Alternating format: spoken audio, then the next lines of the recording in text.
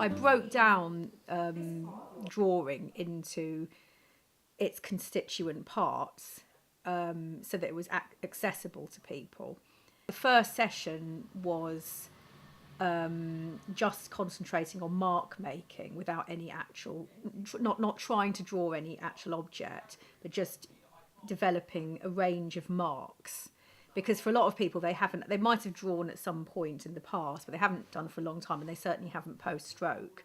So the physical act is going to feel quite strange and be quite difficult. And a lot of people have got, weaknesses and also just building confidence in just drawing and making marks on the page. So once they'd kind of built up some marks, the next stage was training the eye to look, which is really the most important thing about observational drawing, is learning how to look, because drawing is a process of looking. So the second part was drawing the hand without looking at the paper, which we call blind contour drawing.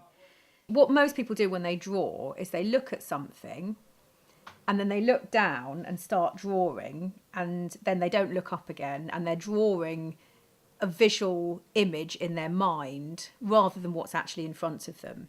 So what we're doing is trying to get away from drawing the visual image in our mind and drawing what we actually see.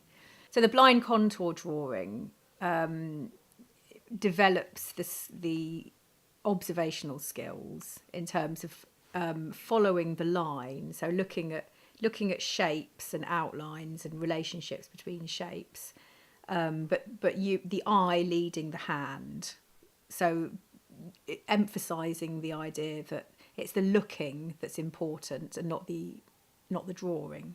And the other benefit of that is that people stop worrying about how good their drawing looks, because I think for everybody who starts drawing, the first thing they say is, I can't draw. And then they hate everything they do, and they think it's terrible, and they get really kind of, over fixated on the finished drawing rather than the actual process of looking. So blind contour drawings, obviously your drawing is going to be a weird kind of squiggle, and so it doesn't, and that doesn't matter. So the first couple of sessions are trying to get over the kind of fear of doing a bad drawing and not being able to do it. And just because, mark making and blind contour drawing, anyone can do them. It doesn't matter what they look like. There's no end product to get hung up about. Then we go on to do line. So we start drawing, looking at the page, but just concentrating on line. Then we introduce the idea of negative space, which is where, rather than thinking about the object that you're drawing, you're imagining that the space around the object is solid, and that's what you're drawing the outline of that shape. Rather than, because if you start thinking I'm drawing a person, you start, you think eyes, nose, and again you're drawing an image in your mind, and you're describing the knowledge that you have about an object rather than what you're actually seeing. Whereas if you're drawing the outline of the shape around the object, you're actually concentrating on what you're actually seeing. Then we go on to looking at light and shade and doing some tone drawings. So we do away with line. We don't use line at all, and we just look at the light and dark, how light hits things, and just use charcoal, using kind of smudging, and so just concentrating on the light and dark. Then we do some perspective, which is the most difficult. That's the thing that people find the most challenging, because it is. I mean, it's quite a difficult concept.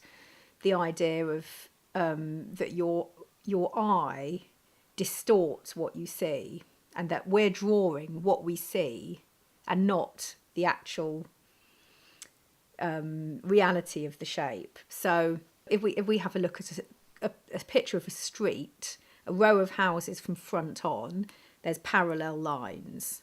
But if we look at the end of the street, the eye forces the parallel lines to all converge into a vanishing point.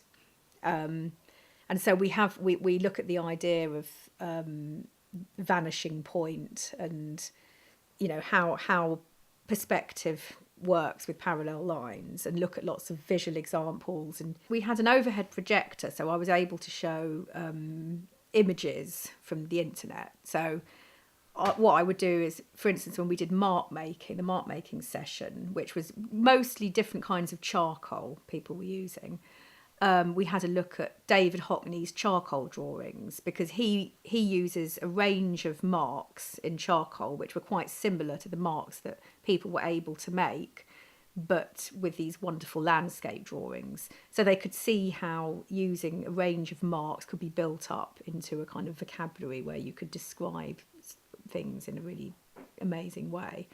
And when we looked at the light and dark, when we were looking at tone, we looked at Caravaggio and Joseph Wright of Derby to have a look at, you know, how to depict the effects of light. And when we were drawing the hands, we had a look at Leonardo da Vinci's hand drawings, and I didn't want people to feel kind of belittled by it, or that, you know, I'm never going to be as good as that, but just so that they could get an idea of what they were doing in the class is what artists do.